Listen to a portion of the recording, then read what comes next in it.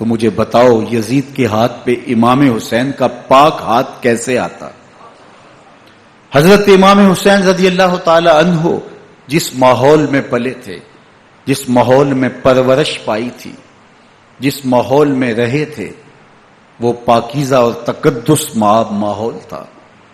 اور یزید کبھی اطراف دمشق میں، کبھی غوطہ میں، کبھی الخزرہ محل میں، اور کبھی کہاں داد عیش دیتا رہا اور لہو و لعب کے اندر مصروف رہا، اور اس کی زندگی ان چیزوں سے عبارت تھی.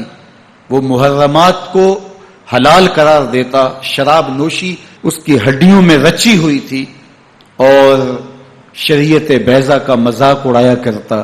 اور حسین ابن علی رضی اللہ تعالی عنہ کی دوستیاں جن لوگوں سے تھی وہ عبداللہ ابن عباس تھے، عبداللہ ابن عمر تھے، حضرت عبد الرحمن بن ابو بکر رضی اللہ تعالی عنہ تھے. یزید تو جوا کھیلتا رہا، یزید تو قمار بازی کرتا رہا، یزید تو شراب نوشی کرتا رہا، اور حسین ابن علی مسجد نبوی کے ممبر میں حضور کے پہلوؤں میں بیٹھتے رہے.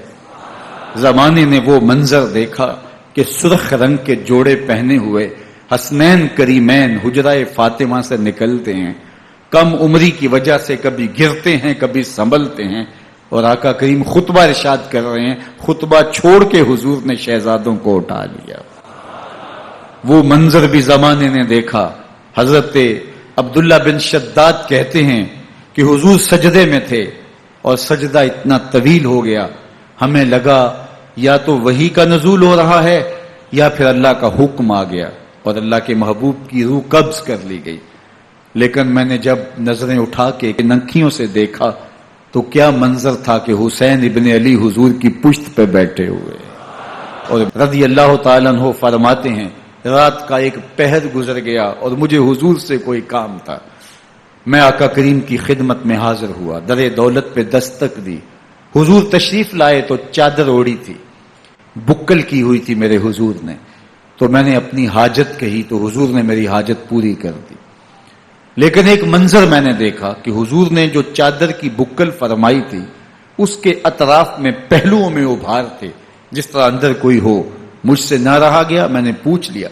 میں نے کہا بندہ نواز چادر کے اندر کیا ہے؟ فکاشفہ، تو حضور نے چادر کو کھول دیا. فائز الحسن والحسین علی ورکہ، تو کہتے ہیں میں نے اپنی آنکھوں سے دیکھا ایک پہلو سے امام حسین لپٹے ہوئے تھے، ایک پہلو سے امام حسن لپٹے ہوئے تھے. فرمایا یہ میرے بیٹے ہیں، یہ میری بیٹی کے بیٹے ہیں، اے اللہ میں ان سے پیار کرتا ہوں، تو بھی ان سے پیار کر، جو ان سے پیار کرے اس سے بھی پیار کر. ان کی محبت کا درس دیا، ان کے پیار کا سبق پڑھایا. کہا ان سے پیار کرنے والا میرے سے پیار کرنے والا ہے، ان سے بغض رکھنے والا میرے سے بغض رکھنے والا ہے. ان کی تکلیف حضور کو بے چین کر دیتی تھی. حضرت سیدہ فاطمہ الزہرا رضی اللہ تعالی عنہا کے گھر کے قریب سے گزرے تو حضرت امام حسین کے رونے کی آواز آ رہی تھی. تو آقا کریم علیہ السلام نے فرمایا کہ فاطمہ حسین کو چپ کرواؤ. اللہ تعالیٰ انا بقاءہ یوزینی، تو جانتی نہیں حسین کا رونا مجھے دکھ دیتا ہے. حسین ابن علی کو حضور رونے نہیں دیتے تھے، ان کو دکھی نہیں ہونے دیتے تھے، کیونکہ رسول اللہ صلی اللہ علیہ وسلم جانتے تھے کہ یہ کتنے دکھ سہے گا، کتنی تکلیفوں سے گزرے گا اور کتنے مصائب سہے گا. زمانے نے وہ گھڑیاں بھی دیکھی کہ حضرت حذیفہ بن یمان رضی اللہ تعالی عنہ فرماتے ہیں کہ میں حضور کی خدمت میں نماز مغرب کی ادائیگی کے لیے حاضر ہوا، اور میں نے یہ اجازت خاص طور پہ اپنی ماں سے اس شرط پہ لی تھی کہ امی آپ مجھے اجازت دیں، میں حضور کی خدمت میں حاضر ہوتا ہوں، مغرب کی نماز بھی ادا کروں گا اور پھر حضور سے عرض کروں گا حضور میرے لیے اور میری ماں کے لیے بخشش کی دعا کر دیجئے. ماں نے اس شرط پہ اجازت دے دی اور میں حضور کی خدمت میں آ گیا. نماز مغرب ادا کی، سلام پھرا تو میرے دل میں آرزو تھی میں حضور سے عرض کروں حضور میرے لیے اور میری ماں کے لیے مغفرت کی بخشش کی دعا کر دیں.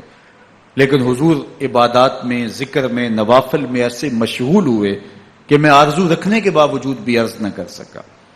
خیر نماز عشاء کا وقت ہوا، اذان پکاری گئی، حضور مصلی پہ آئے، نماز پڑھی، سلام پھرا تو میرے دل میں پھر خیال آیا کہ ماں سے ایک نماز کی چھٹی لی تھی، نمازیں بھی 2 ہو گئیں. ماں نے جاتے پوچھنا ہے حضور سے میرے لیے اور اپنے لیے مغفرت کی بخشش کی دعا کروائی تھی، تو کیا جواب دوں گا؟ اور حضور اٹھے اور کاشانہ اقدس کی طرف چل دیے. اب میرے دل میں یہ خیال رہ کے آ رہا تھا کہ ماں کو کیا جواب دوں گا؟ میں تو حضور سے بخشش و مغفرت کی دعا کروا ہی نہیں سکا. جب حضور چل پڑے تو غیر ارادی طور پہ میں بھی حضور کے پیچھے چل پڑا.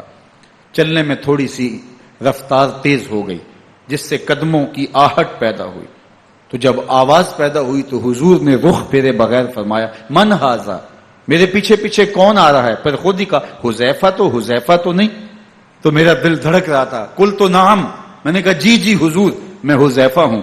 فرمایا ما حاجتک غفر اللہ لک ولامک، کیا کام ہے؟ اللہ تجھے بھی بخش دے، تیری ماں کو بھی بخش دے. اب جو کام تھا وہ جنبش لب سے پہلے ہی ہو گیا. یہاں تو لفظوں کا سہارا بھی نہیں لینا پڑتا، وہ بند لبوں کی بولیاں بھی سنتے ہیں. اقبال بولا ہے فروغت صبح آثار و دہور، چشم تو بینندائے ما فی الصدور، تیری نظر تو سینوں کے چھپے راز بھی دیکھتی ہے. تو کہا ما حاجتوں کا غفر اللہ لک ولامک، اللہ تجھے بخش دے، تیری ماں کی بھی مغفرت کر دے، کیا کام ہے؟ اب جو کام تھا وہ تو ہو گیا. تو میرے حضور نے ارشاد فرمایا حذیفہ سنو، ابھی ایک فرشتہ آیا ہے جو اس سے قبل دھرتی پر پہلے کبھی نہیں آیا. آج پہلی مرتبہ اللہ سے اجازت لے کے 2 کام کرنے آیا ہے. ایک تو مجھے سلام کرنے آیا ہے اور دوسرا خوشخبری دینے آیا ہے کہ آپ کی بیٹی فاطمہ جنتی عورتوں کی سردار ہے اور حسن اور حسین جنتی جوانوں کے سردار. ایک طرف یزید ناپاک محسون کا پلیت بیٹا اور ایک طرف محمد عربی کا نواسا، فاطمہ کے دودھ کا اثر، علی المرتضیٰ کے خون کی تاثیر، رسول اللہ صلی اللہ علیہ وسلم کے کندھوں پہ بیٹھنے والا. ایک دن حضور نے امام حسین رضی اللہ تعالیٰ عنہ کے ہاتھ پکڑ لیے اور ان کے پاؤں اپنے پاؤں پہ رکھے اور پھر فرمایا بیٹے آگے بڑھو، اور ان کے پاؤں حضور کی پنڈلیوں پہ آئے. پھر کہا بیٹے اور آگے بڑھو، حتیٰ کہ ان کے پاؤں حضور کی رانوں پہ آئے. پھر فرمایا بیٹا اور آگے بڑھو، تو ان کے پاؤں حضور کے مبارک بطن اقدس پہ آئے. پھر بازوؤں کو کھینچ کے اپنے قریب کیا اور حسین ابن علی کے منہ میں اپنی زبان رکھ دی، اور وہ اس طرح چوس رہے تھے جس طرح کھجور چوسی جاتی ہے. تو اللہ کے محبوب علیہ السلام نے حسین ابن علی کو اپنی زبان کا لعاب دہن دے کر کے، وہ شیر رحمت دے کر کے، وہ کوثر و تسلیم سے پاکیزہ تر آب رحمت عطا کر کے ان کی ہمیشہ کے لیے پیاس بجھا دی، تاکہ کل کربلا کے تپتے ہوئے ریگزار میں حسین ابن علی کو پیاس کی شدت تنگ نہ کرے اور پائے استقلال میں لغزش نہ آنے پائے. ان نازوں سے پالے ہوئے حسین کو، ان محبتوں سے پالے ہوئے حسین ابن علی کو امتحان بھی اتنے بڑے درپیش تھے. یاری تیری سونا پر ازمیشاں تیریاں اگ، سونا پرکھیا جامدہ ہے نال اگاں دے لگ. جتنا بڑا شخص ہوتا ہے اتنی آزمائشیں بھی بڑی ہوتی ہیں. پیغمبر رحمت کی آغوش میں کھیلنے والا، حجرائے فاطمہ کا جانشین، مصلی رسول کا وارث، منبر رسول صلی اللہ علیہ وآلہ وسلم پر حضور کے مبارک پہلو اور گود میں بیٹھنے والا حسین، حضور کی زبان چوسنے والا حسین، حضور کے کندھوں پہ سواری کرنے والا حسین، آقا کریم علیہ الصلوۃ والسلام کے مبارک سجدے کی حالت کے اندر حضور کی پشت پہ کھیلنے والا حسین، جس حسین کا دروازہ مسجد نبوی کے اندر کھلتا تھا اور یزید کی کرتوتوں کے چشمدید گواہ تھے.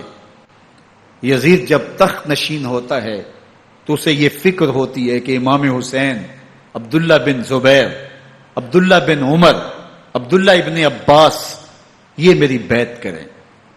اور وہ ولید بن عقبہ کو لکھتا ہے کہ ہر صورت میں ان کی بیعت لو، اور اگر بیعت نہ دیں تو سختی کرو۔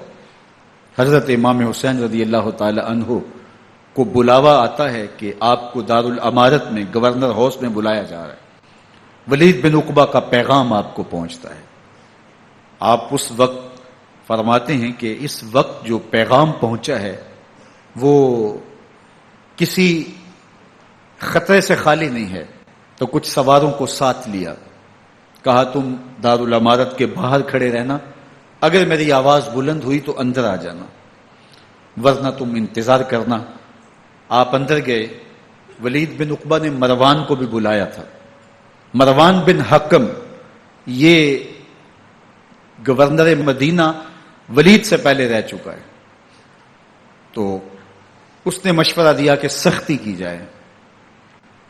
خیر ولید بن عقبہ نے کہا کہ یہ خط ہے، حضرت امیر معاویہ کا انتقال ہو گیا اور یزید تخت نشین ہوا ہے، لہذا وہ آپ سے بیعت کا مطالبہ کرتا ہے۔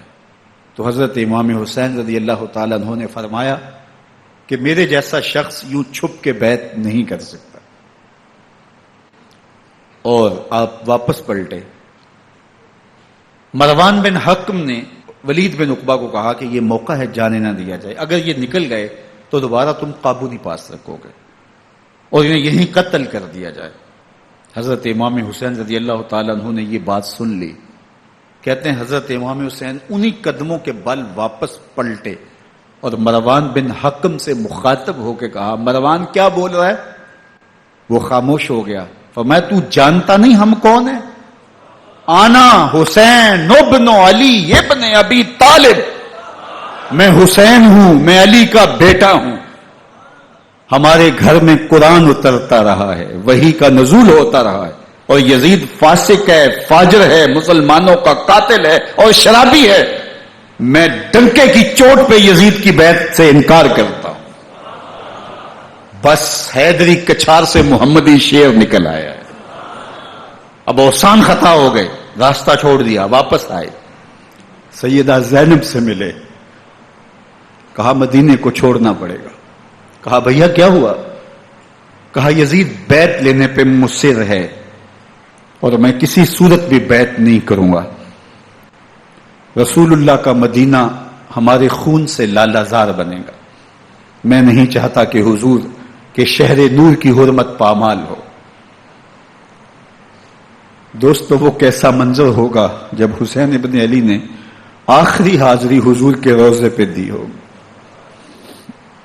حاجی یا معتمر 10 دن کے لیے، 8 دن کے لیے، 20 دن کے لیے مدینہ المنورہ عارضی سکونت اختیار کرتا ہے، اور حضور کے روضہ انور سے، اس شہر نور سے، ان گلیوں سے،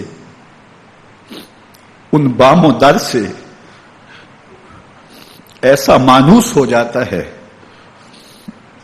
کہ جب واپس پلٹ رہا ہوتا ہے ان دعاؤں کے ساتھ کہ دوبارہ آنا بھی نصیب ہو، اور اسے لگتا ہے کہ میں دوبارہ بھی بلایا جاؤں گا، لیکن اس کے باوجود شہر حبیب چھوڑنا قیامت سے کم نہیں ہوتا۔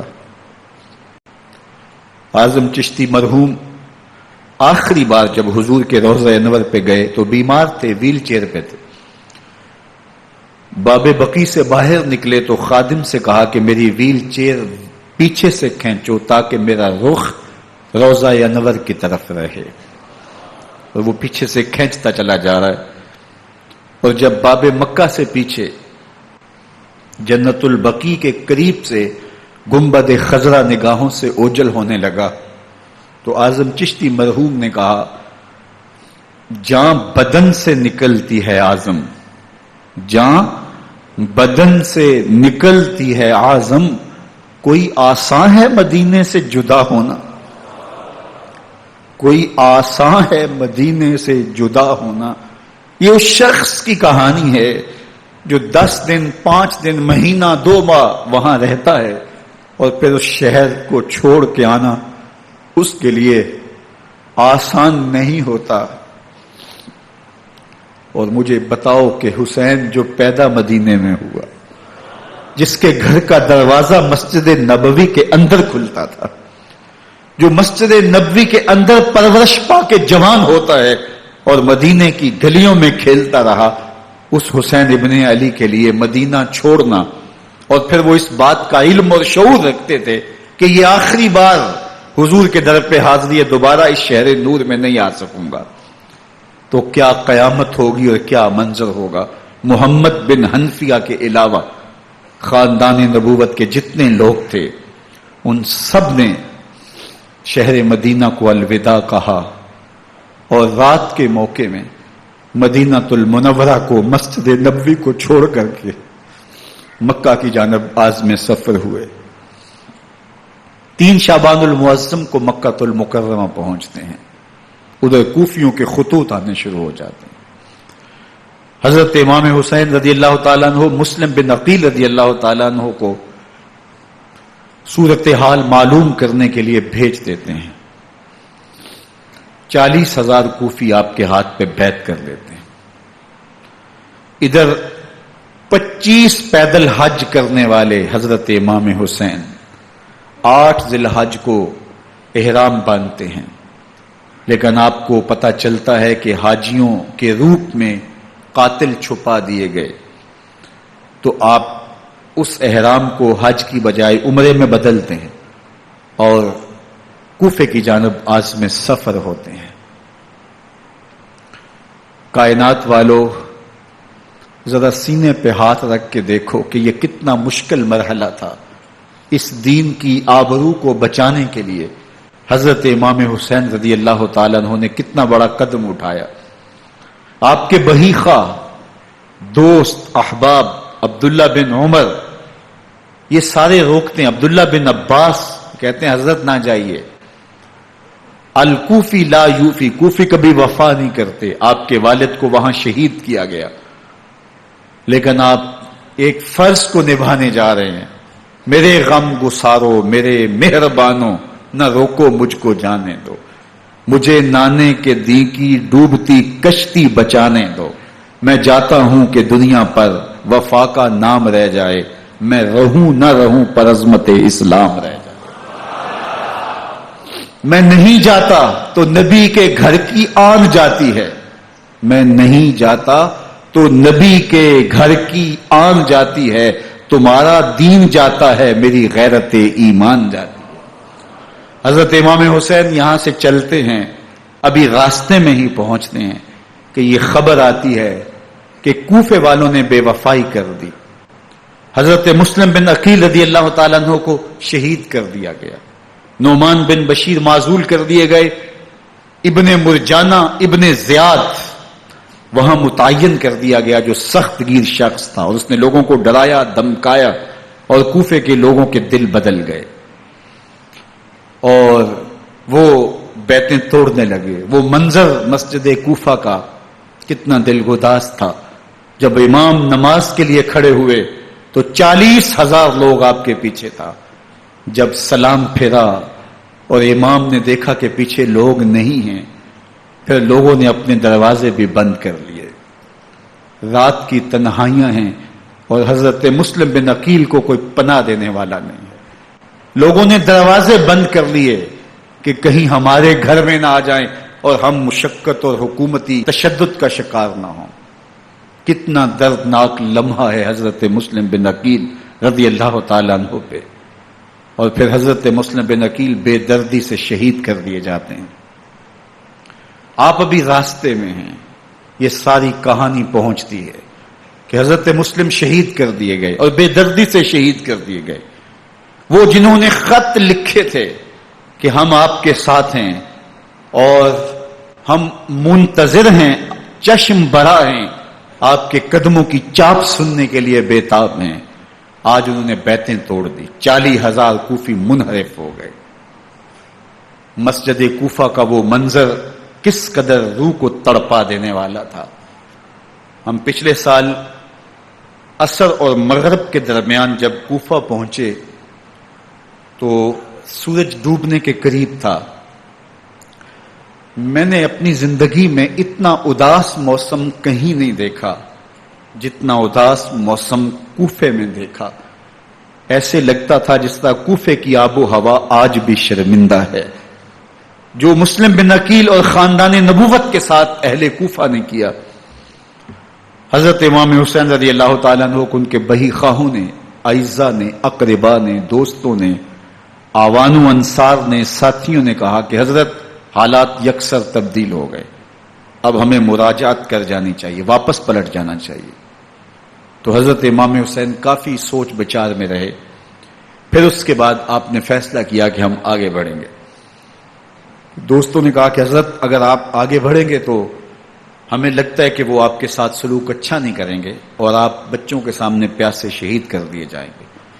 تو حضرت امام حسین رضی اللہ تعالیٰ عنہ نے وہاں ایک خطبہ ارشاد فرمایا کہ لوگوں تم جو مجھے بتا رہے ہو مجھے اچھی طرح معلوم ہے، جو تم مجھے منظر پیش کر رہے ہو وہ میری نگاہوں میں ہے، اور جو کچھ ہونے والا ہے چشم تصور وہ منظر دیکھ رہی ہے. کیونکہ حضرت امام حسین رضی اللہ تعالیٰ عنہ کی شہادت کی خبر حضرت امام حسین کے پیدا ہوتے ہی خاندان نبوت میں عام تھی. حضور علیہ الصلوۃ والسلام کو یہ بات جبریل امین نے آ کے بتائی تھی جب حسین ابن علی کے ساتھ حضور محبت کا اظہار کر رہے تھے. تو یہ جبریل امین نے آ کے کہا تھا حضور آپ کا یہ بیٹا ارض طف میں شہید کر دیا جائے گا، اور کربلا کی مٹی لا کے حضور کو دی اور ام سلمہ کو حضور نے عطا کر دی. حضرت ام سلمہ کہتی ہیں کہ ایک دن میں سوئی تو خواب دیکھا کہ حضور کے مبارک بال بکھرے ہوئے ہیں اور سخت پریشان ہیں. تو میں نے کہا کہ حضور آپ کی یہ کیا حالت ہے؟ وَبِيَدِهِ قَارُورَةٌ، اور حضور کے ہاتھ میں ایک شیشی ہے، فیہا دمن، جس کے اندر خون ہے. تو میں نے کہا حضور یہ کیا؟ فرمایا میں قتل گاہ حسین سے آ رہا ہوں اور یہ حسین ابن علی کا خون ہے. تو کہا 10 محرم کا دن تھا، دوپہر کا یہ منظر تھا، میں کیلولہ کر کے اٹھی، جب میں نے دیکھا تو وہ شیشی جس میں کربلا کی مٹی رکھی تھی وہ خون بن چکی تھی. تو یہ خبر پہلے دی گئی تھی، یہ بتا دیا گیا تھا. فرمایا میرے دوستو جو تم مجھے بتاتے ہو میں اس سے بے خبر نہیں ہوں، یہ سب کچھ ہونے والا ہے، لیکن اس کے باوجود میں کیوں جا رہا ہوں؟ تو آپ کا ایک تاریخ ساز جملہ ہے جو کربلا کے فلسفے کو ہمارے سامنے رکھتا ہے کہ یہ اتنا بڑا امتحان کیوں دیا. حضرت امام حسین رضی اللہ تعالیٰ عنہ نے فرمایا وَلَكُمْ فِيَّ أُسْوَةٌ، میں اس لیے جا رہا ہوں قیامت تک ظلم، جبر اور ناانصافی کے خلاف کھڑے ہونے والوں کے لیے کوئی نمونہ تو ہو. میری زندگی قیامت تک ظلم، جبر اور استحصالی نظام کے خلاف کھڑے ہونے والوں کے لیے نمونہ ہے. تو حضرت امام حسین رضی اللہ تعالیٰ عنہ نے حق اور باطل کے درمیان ایک سرخ لکیر کھینچ دی اپنے خون سے. اب حق اور باطل کا امتیاز کرنا مشکل نہیں ہے، کوئی باطل پہ اڑا رہے تو الگ بات ہے، لیکن امتیاز کرنا مشکل نہیں ہے. حدود بالکل واضح کر دی. اقبال نے یہاں کتنی خوبصورتی کے ساتھ اس مضمون کو نبھایا. سرخ رو عشق غیور از خون او، شوخی این مصرع از مضمون او، تا قیامت قطع استبداد کر، موج خون او چمن ایجاد کر. ایک جہاں آباد کر دیا، حق اور باطل کی راہیں اجال دی. اب لوگوں کو یزید کا چہرہ پہچاننے میں دیر نہیں لگتی.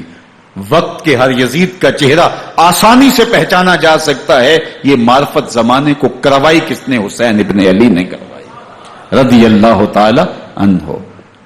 تو حضرت امام حسین نے فرمایا کہ جو میرے ساتھ ہونے والا ہے میں اچھی طرح جانتا ہوں، لیکن میں اس کے باوجود آگے بڑھوں گا. پھر بڑھے اور کربلا میں جا کے خیمہ زن ہو گئے. 7 محرم کو پانی بند کر دیا گیا. پانی بند ہوا تو کھانا بھی میسر نہیں تھا، لیکن ذکر پانی کا ہوتا ہے اس لیے کہ کھانے کے بغیر انسان کئی دن کاٹ لیتا ہے، لیکن پانی کے بغیر گزر نہیں ہوتی. تو فرات کی نہر سامنے اپنی موجوں کے ساتھ چمک رہی ہے، لیکن ایک قطرہ آب بھی آل رسول کو نہیں دیا جا رہا. کائنات کے اندر ایسے انوکھے امتحان بھی ہوتے ہیں. وارثوں ساقیے کوثر کے، مالک ہوں حوض کوثر کے، اور بیٹے ہوں ساقیے کوثر کے، اور آج ایک بوند پانی کی بھی میسر نہ ہو. صبر کا امتحان ہے، عزیمت کا امتحان ہے. حضرت امام حسین رضی اللہ تعالیٰ عنہ خیمہ زن ہو گئے. 3 دن تک پانی بند رہتا ہے. 9 محرم کو رات کی تنہائی میں حملہ آور ہونا چاہتے ہیں، لیکن آپ نے کہا کہ ہمیں اللہ کے حضور عبادت اور ذکر کے لیے وقت دیا جائے. ساری رات ذکر میں گزرتی ہے، عبادات میں گزرتی ہیں. رات کے اندھیرے میں آپ چراغ بجھا دیتے ہیں. آوان و انصار کو کہتے ہیں کہ ان کی دشمنی میرے ساتھ ہے، انہیں میرا خون چاہیے. اگر تم رات کی تاریکی میں نکل جاؤ تو میں تم سے کوئی مواخذہ نہیں کروں گا، اور یہ بھی تمہارا پیچھا نہیں کریں گے، اس لیے کہ ان کا مطلوب تم نہیں ہو، ان کا مطلوب میں ہوں. جب چراغ جلایا تو کوئی بھی نہیں گیا. مسلم بن نوسجہ کھڑے ہو کے کہتے ہیں حضرت اگر ہمارے بدن کو 70 بار کاٹا جائے اور جلایا جائے اور ہواؤں میں اڑا دیا جائے پھر بھی آپ کا ساتھ نہیں چھوڑیں گے. 70 سال کے بوڑھے ہیں حبیب بن مظاہر، کہتے ہیں حضرت آپ کو چھوڑ کے جائیں کہاں، آپ کو چھوڑ کے جائیں کہاں. کوئی ساتھ چھوڑنے کے لیے تیار نہیں ہے. پیاس ہے، سخت گرمی ہے، کربلا کا ماحول ہے. 72 افراد اور خاندان کی خواتین میدان کربلا میں خیمہ زن ہیں. دوسری طرف لشکر اعداء اشقیا 22,000 کی تعداد میں مقابلے میں، ایک روایت 30,000 کی ہے. ان صرف 72 پیاسے لوگوں کے لیے اتنے لوگوں کو جمع کرنے کا مقصد خوف زدہ کرنا تھا. شرط ہے کہ یزید کی بیعت کر لیں، محاصرے توڑ دیں گے، پانی دستیاب ہوگا، اعزاز و اکرام سے نوازا جائے گا، خزانوں کے منہ کھول دیے جائیں گے. لیکن حسین ابن علی کہتے تھے سب کچھ لٹ جائے گا، باطل کے ہاتھ پہ ہاتھ نہیں رکھوں گا. اللہ اکبر. اب صبح طلوع ہوتی ہے، عاشور کا دن چڑھتا ہے، سورج اپنی پوری تمازت کے ساتھ گرمی برسا رہا ہے. آج خاندان نبوت کا امتحان زمانے نے دیکھنا ہے. رسول اللہ کا لعاب چوسنے والا اس کے صبر کا آج امتحان ہے. حضور کے کندھوں پہ کھیلنے والے حسین کا آج امتحان ہے. اللہ اکبر.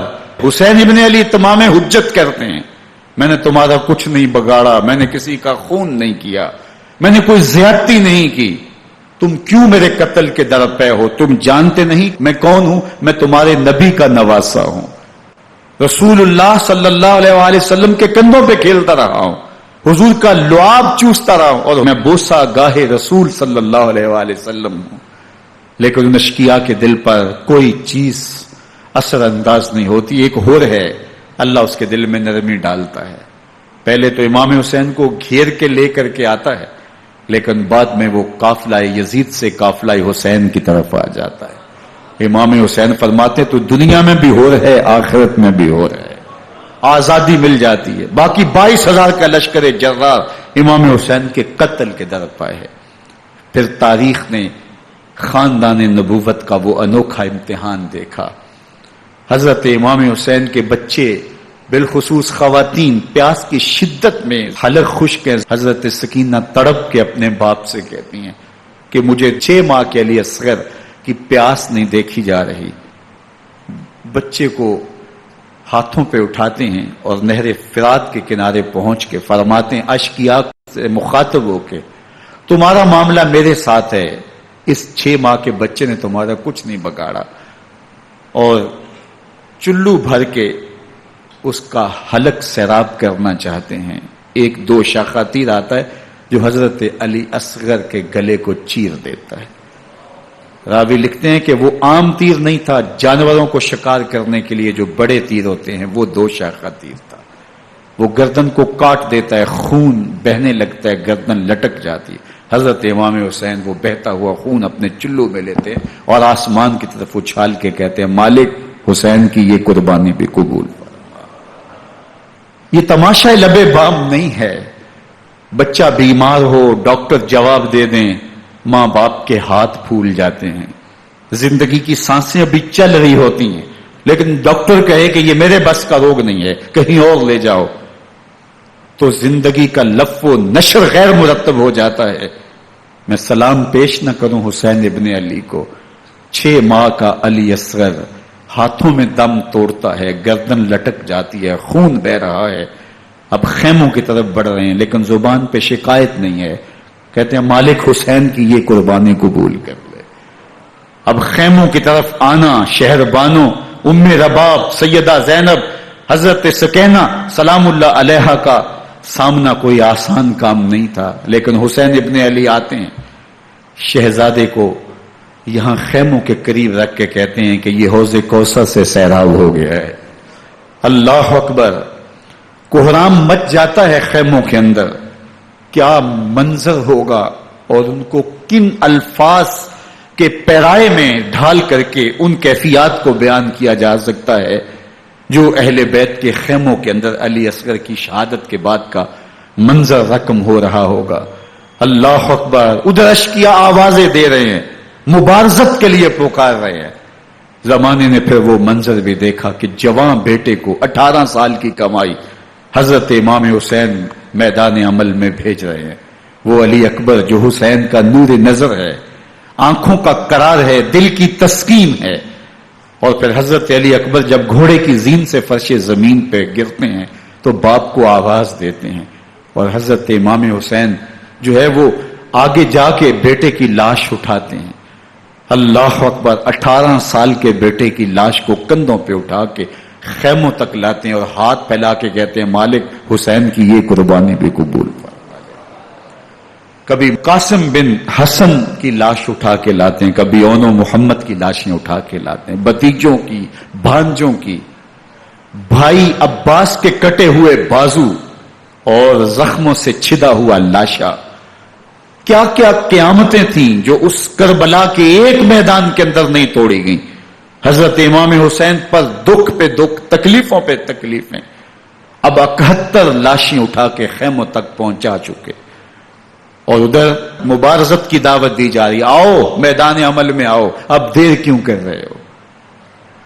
رسول اللہ کا حرم، رسول اللہ کی شہزادیاں جو نازوں میں پلی تھی، وہ کلیاں جو شبنم کا بوجھ بھی گوارا نہیں کر سکتی تھی، آج مصیبتوں کے پہاڑ ٹوٹ گئے۔ حضرت امام حسین کبھی شہربانوں کو، کبھی ام رباب کو دلاسا دیتے ہیں، کبھی حضرت زینب کو کہتے ہیں۔ حضرت زینب کربلا کے اس میدان کے اندر بڑے حوصلے کے ساتھ اپنے بھائی کے ساتھ کھڑی رہی، اپنے 2 بیٹے راہ خدا میں پیش کیے، ان کی لاشیں وصول کی، لیکن زینب جس جرأت کے ساتھ، جس پامردی کے ساتھ اس سارے منظر کو حوصلے کے ساتھ سہتی رہی، وہ یقیناً حوصلہ سیدہ زینب سلام اللہ علیہا کا ہی ہے۔ لیکن یہ وہ منظر تھا کہ زینب کا دل بھی ڈول گیا جب حسین ابن علی گھوڑے پہ بیٹھنے لگے، اور ان کو گھوڑے میں بٹھانے والا کوئی نہیں تھا، اور جو بھی سوار جاتا پھر واپس اس کی لاش ہی آتی اور حسین ابن علی لے کے آتے۔ آج حسین ابن علی جا رہے ہیں، زندگی کا سارا سرمایہ لٹ رہا ہے، حضرت زینب سلام اللہ علیہا سنبھل نہیں رہی۔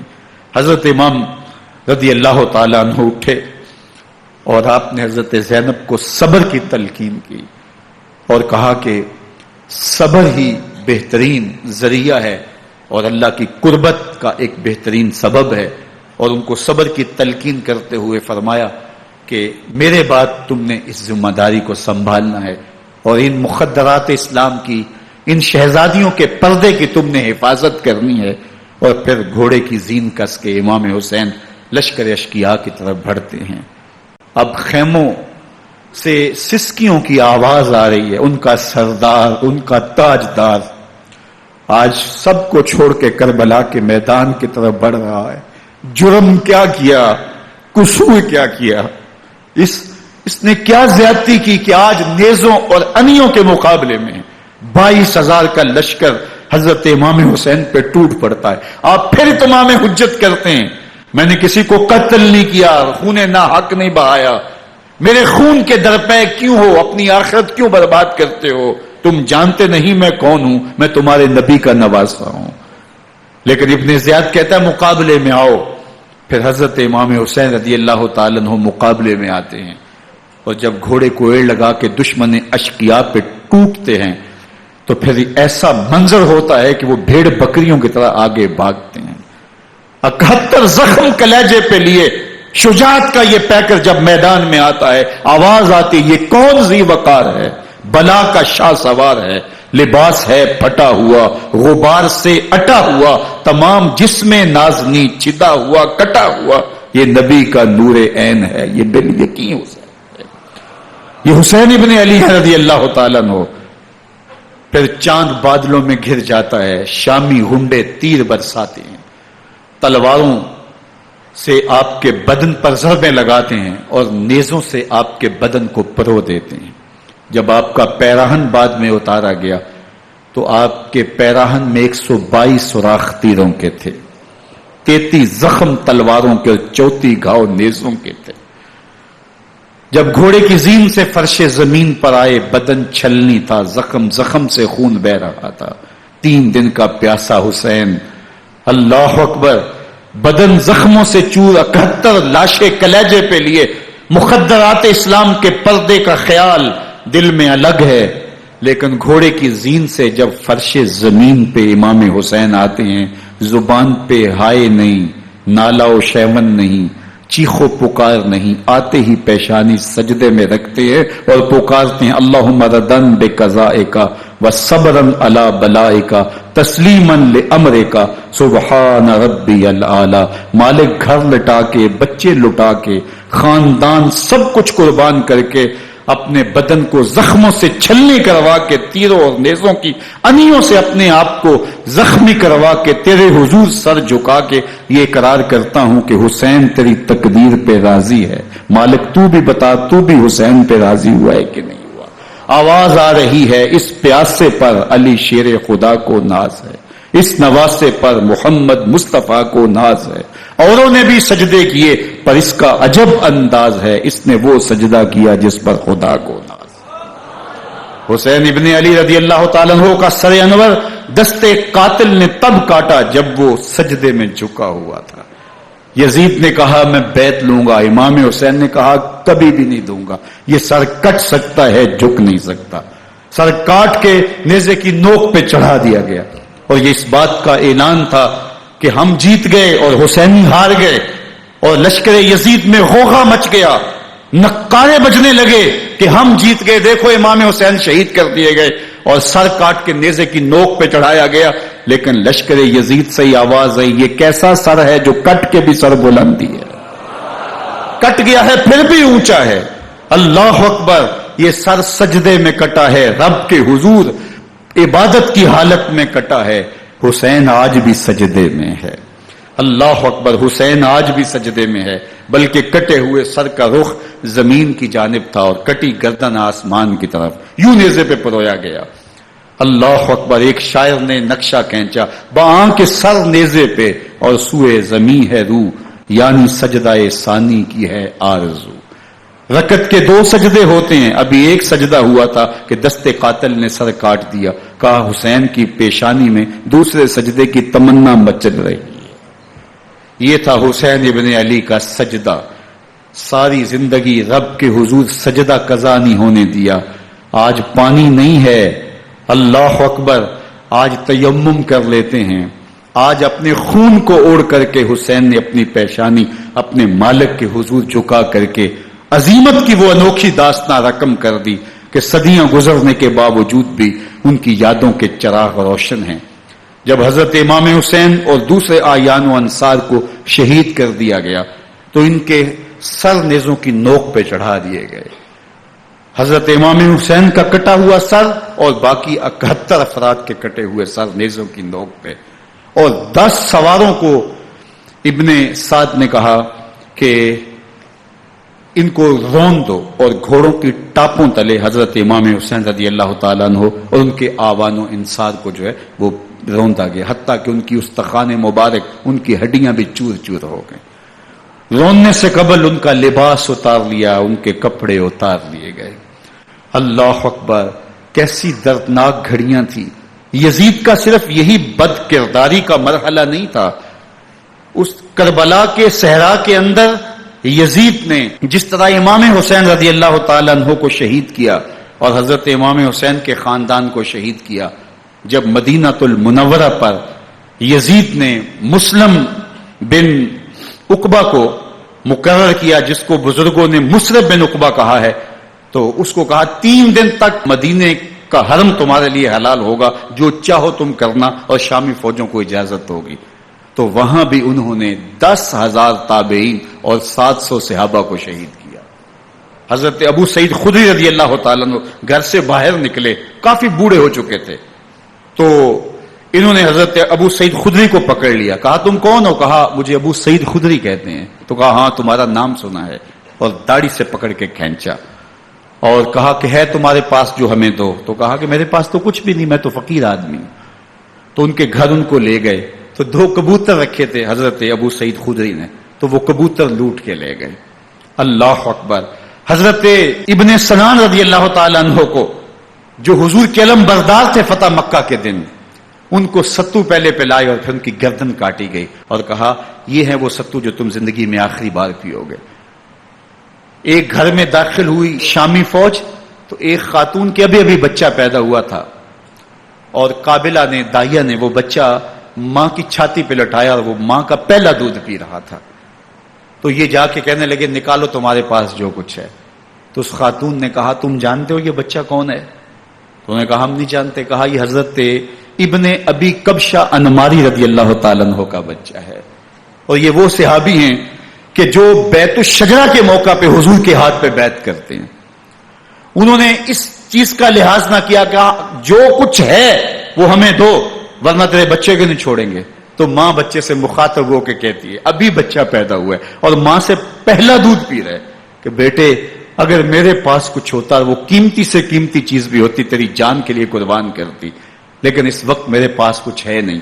تو ایک شکی آگے بڑھا اور بچے کو ایک ٹانگ سے پکڑ کے کھینچ کے دیوار کے ساتھ پٹک کے مارا، جس سے دماغ کا بھیجا نکل گیا۔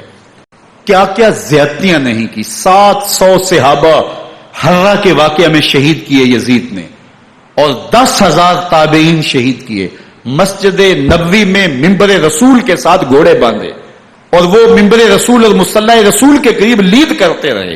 حضرت سید عبد المسیب فرماتے ہیں میں نابینا تھا اور حضور کے روضہ انور کے پاس بیٹھا تھا، اور یزید کے سپاہی آتے، جو بھی مسجد میں نظر آتا پکڑ کے لے جاتے، مجھے نابینا سمجھ کے چھوڑ دیتے، لیکن میں پریشان تھا کہ ظہر کا وقت ہوگا، عصر کا وقت ہوگا، مغرب عشاء کا وقت ہوگا، نہ اذان نہ اقامت نہ جماعت، تو کیسے مجھے پتہ چلے گا کہ نماز کا وقت ہو گیا، اور کیسی میری نمازوں کا کیا بنے گا؟ میں اس فکر میں بیٹھا تھا۔ لم ازل اسمع الاذان والاقامت من قبر رسول اللہ صلی اللہ علیہ وآلہ وسلم۔ فرماتے جب بھی پھر نماز کا وقت آیا، گنبد خضرا سے اذان کی بھی آواز آئی، اقامت کی بھی آواز آئی۔ 3 دن تک مسجد نبوی کے اندر گھوڑے بندے رہے، اور مدینہ کی حرمت پامال کی۔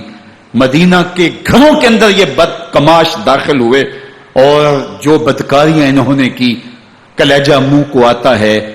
1002 شیزائیں ان بدکاروں کی بدکاریوں کی وجہ سے کنواری حالت کے اندر حاملہ ہوئی۔ 3 دن تک مدینے کا حرم انہوں نے پامال کیا، اور پھر مکہ المکرمہ میں کعبۃ اللہ پر گولے برسائے، اور کعبہ کا غلاف جل گیا۔ وہ تو یزید مر گیا، اور حضرت عبداللہ ابن زبیر رضی اللہ تعالیٰ عنہ نے اپنی خلافت کا اعلان کیا۔ یزید کے یہ کرتوت تھے، ادھر اہل مدینہ کو ستایا، ادھر اہل مکہ کو ستایا، اور رسول اللہ صلی اللہ علیہ وسلم کے خانوادے کی بے حرمتی اور توہین کی۔ نہ صرف انہیں قتل کیا گیا، ان کی لاشوں پہ گھوڑے دوڑائے۔ ابن سعد اور شمر جو ہے وہ خیموں میں داخل ہوا اور مخدرات اسلام کی چادریں چھیننے کی کوشش کی۔ حضرت زینب سلام اللہ علیہ نے مخاطب ہو کے کہا ہمارے چہرے کے رکھوالے چلے گئے ہیں، ظالم تو خیال نہیں کرتا ہم رسول اللہ کی بیٹیاں ہیں۔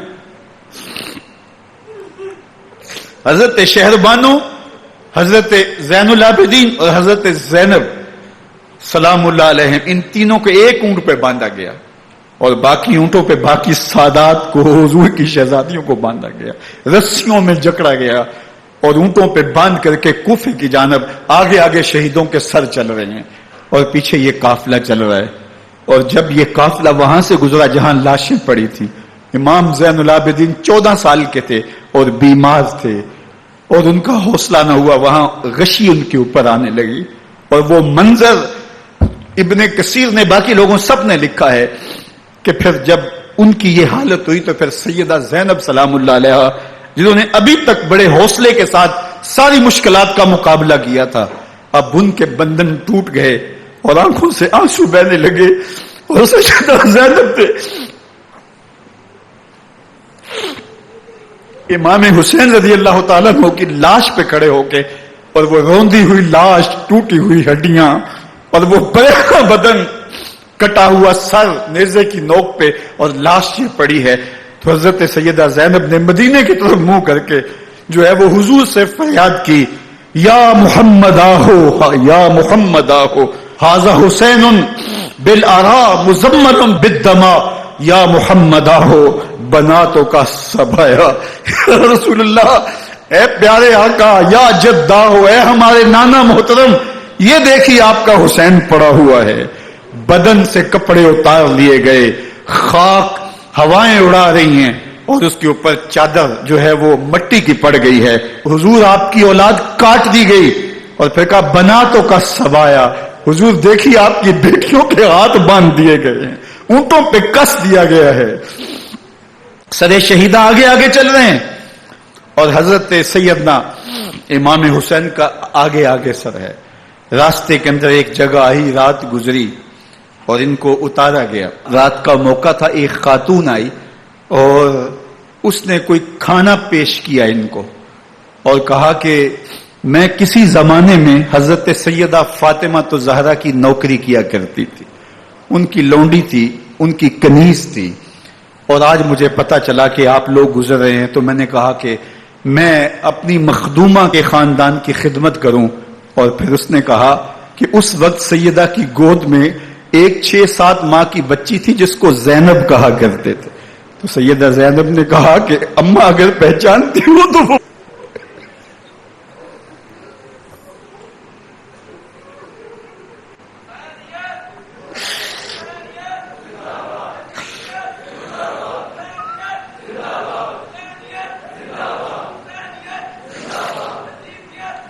یہ تاراج اور لٹا ہوا کارواں پھر وہاں سے کوفے میں کیسے پہنچا، اور کوفے کے اندر سیدہ زینب سلام اللہ علیہا نے وہ یزید کے دربار میں، ابن زیاد کے دربار میں وہ جرأت آمیز جو باتیں کہیں، اللہ اکبر، زینب کی زبان میں علی کی خطابت بول رہی تھی، اور پھر دشمن اور دوست سارے رونے لگے، اور وہ کیا دل گداز منظر تھے۔ اور پھر یہ سروں کا قافلہ اور سادات کرام کا مشکیں کسی ہوئی ہیں اور اونٹوں پہ باندھے ہوئے، ان کو وہاں سے پھر قادسیہ، اور قادسیہ سے پھر دمشق یزید کے دربار میں پہنچایا گیا، اور وہاں سے یہ لٹے ہوئے خانمہ برباد تاراج لوگ مدینہ المنورہ میں کیسے پہنچے، اور اہل مدینہ نے کیسے استقبال کیا، اور وہ منظر کتنا دلگداز تھا جب اہل مدینہ زینب سے پوچھتے تھے زینب حسین کہاں ہے؟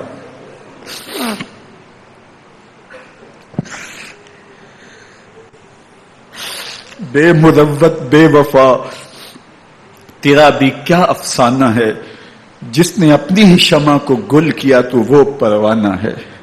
اپنے پیغمبر کے شہزادوں کو اور اپنے پیغمبر کی شہزادیوں کو جو دکھ اس امت نے دیے، یہ کائنات کی ایک انوکھی داستان ہے۔ اللہ ہمیں اسوہ شبیری پہ عمل کی توفیق عطا کرے اور ان کے نقوش پاک کی برکتیں دے، اہل بیت کی محبت ہماری روحوں میں جذب کر دے، اور جس عظیمت کے ساتھ، جس حوصلے کے ساتھ انہوں نے دکھوں کو جھیلا، جو دہکتی آگ کے شعلوں پہ سویا وہ حسین، جو جواں بیٹے کی میت پر نہ رویا وہ حسین، جس نے سب کچھ کھو کے کچھ نہ کھویا وہ حسین، مرتبہ اسلام کا جس نے دوبالا کر دیا، خون نے جس کے دو عالم میں اجالا کر دیا، جو کہ سوزے غم کو سانچے میں خوشی کے ڈھال کے مسکرایا موت کی آنکھوں میں آنکھیں ڈال کے۔ اے حسین ابن علی تم پر سلام، نازش آل نبی تم پر سلام۔ ذرا میرے ساتھ یہ پڑھ لیجئے، اے حسین ابن علی تم پر سلام، نازش آل نبی تم پر سلام، تم پہ لاکھوں رحمتیں لاکھوں سلام، اے شہیدان محبت کے امام، لالا گوں لالا بدن لالا کفن، اے چمن اندر چمن، زندگی ہی زندگی تیری حیات، اے حیات اندر حیات، افتخار ملت بیضا ہے تو، رب کعبہ کی قسم یکتا ہے تو، فخر کا دل میں دریچہ باز کرنا چاہیے، جن کا تو آقا ہے ان کو ناز کرنا چاہیے۔ وآخر دعوانا ان الحمد للہ۔